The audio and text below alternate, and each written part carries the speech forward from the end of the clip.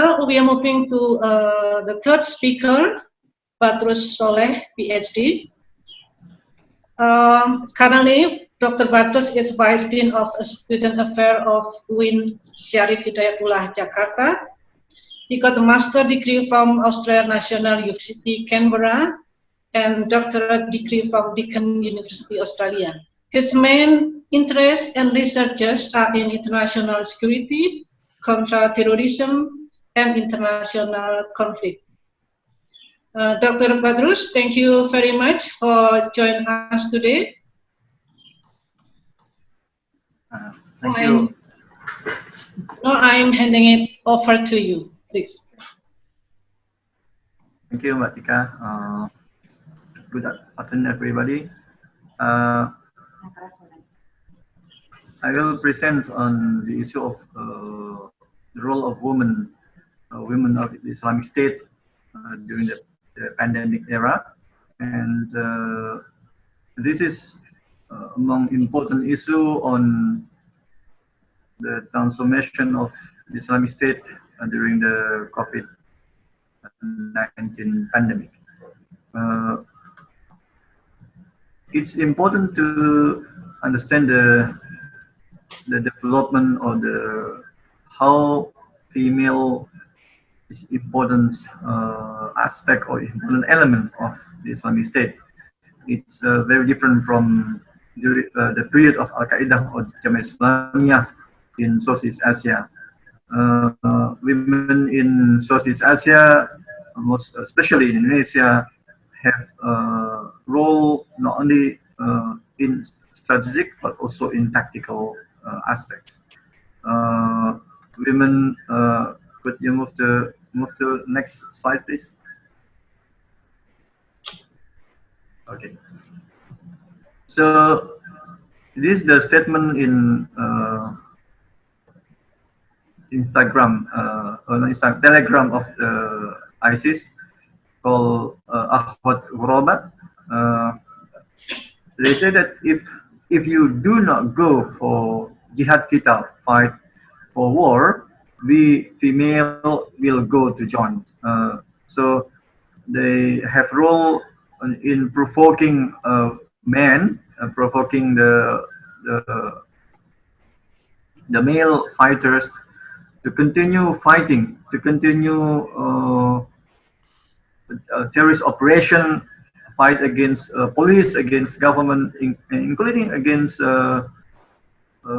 foreign people in Southeast Asia.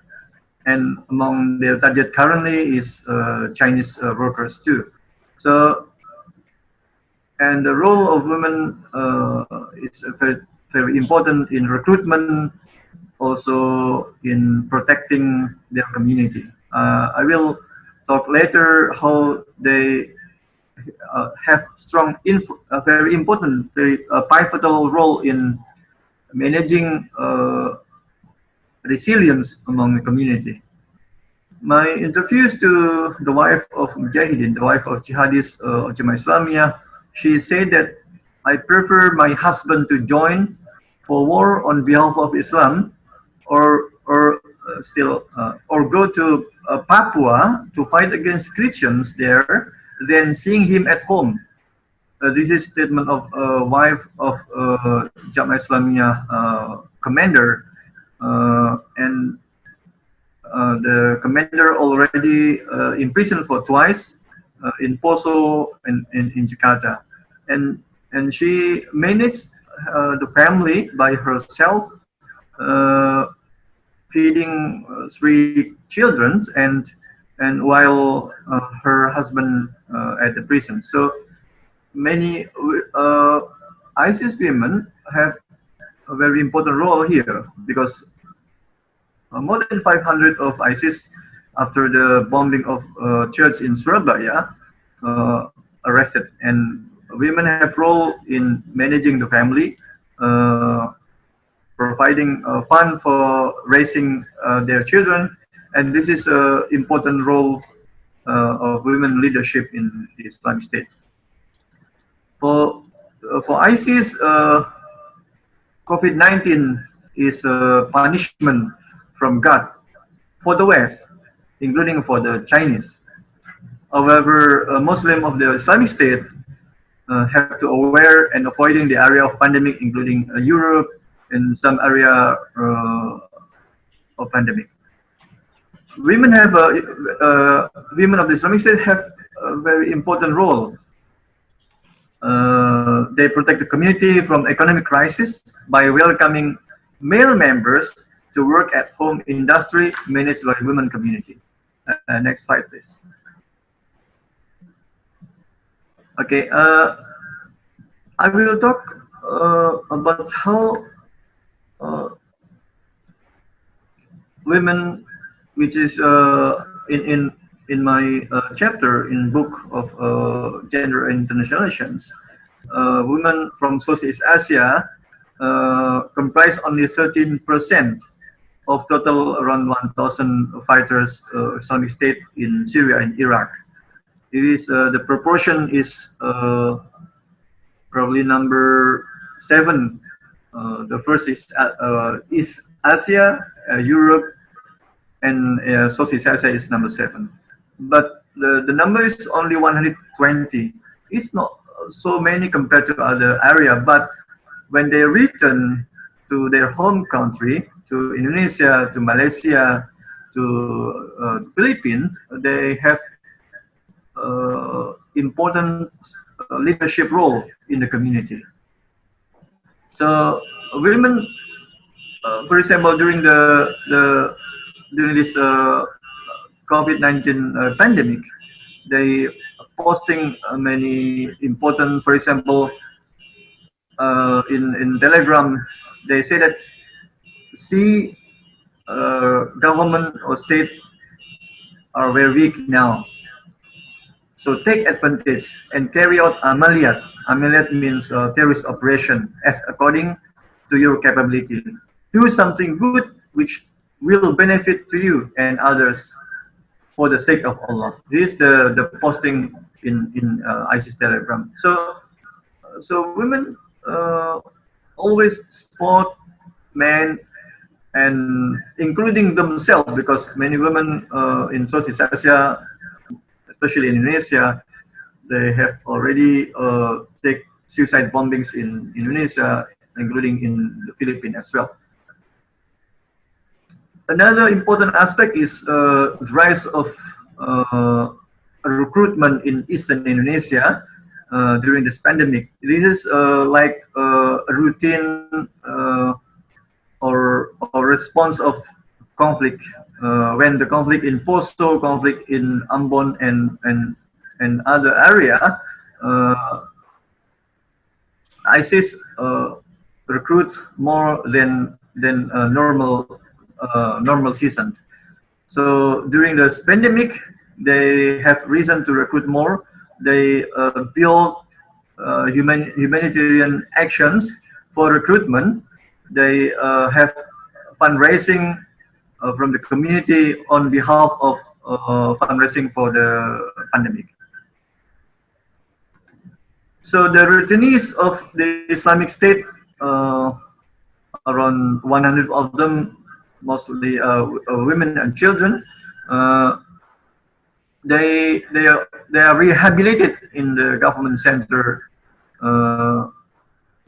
However, the problem with the rehabilitation is because government doesn't have enough capacity in funding in human resources for rehabilitation process. They only have 3 months in Handayani Social Department Center, and when they integrate to the community, they return to their hometown, to their villages. The community of Islamic State welcome them, and they because they have experience in Syria and Iraq, including in Turkey, they have a higher position now in the community, becoming a leader. So women are pivotal element of resilience of the Islamic State during this pandemic, especially after total pressure, total arrest from the government. and regional organizations after some attack operations. Women have role, especially in the aspect in education, in socio-economic sectors run by Islamic State.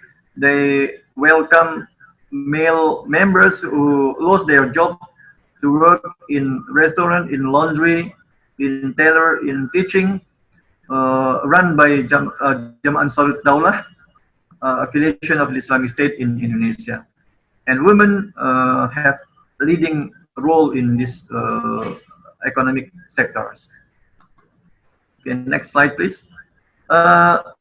We have run of time. Okay, 2 more minutes. I think it's important to see how Bloom say that government always underestimate the role of women in terrorism, and including women in the Islamic State. This is important note that especially how women, how the moderate groups of women should have more or stronger role in not only in counter narrative but also in process of rehabilitation, in welcoming them for the integration process, and especially in coordination in their home countries. And this is the problem in Indonesia, and especially the coordination among ministries, relationship between civil society and government still very weak on counterterrorism, and especially how women not only as victims of many terrorism operation, but also they have become the leaders, they become important strategic role. In conclusion, as women have more important role in terrorism during the pandemic, women also women from civil society, moderate groups should have a stronger role too in preventing terrorism, supporting government, but also they should establish strategic groups in social and religious organization run by mainstream organizations. Regional international cooperation on women on terrorism is very limited. I think there is a limited relation between Australia and Indonesia too on women on terrorism. So it needs more practical policy in national and regional organizations. Last but not least, we should involve more not only strengthening the implementation of laws on counterterrorism, but also implementing the policy. Counterterrorism still centralized by government. So it's time for civil society, it's time for academics to fight, to help fighting against terrorism, and especially the role of women on counterterrorism. Thank you. Harusnya ulang tahun ke-20 atau 2 dekade Women Peace and Security Resolution, di mana tujuannya adalah untuk meningkatkan partisipasi secara penuh dan aktif dan meaningful dari perempuan di bidang keamanan dan perdamaian.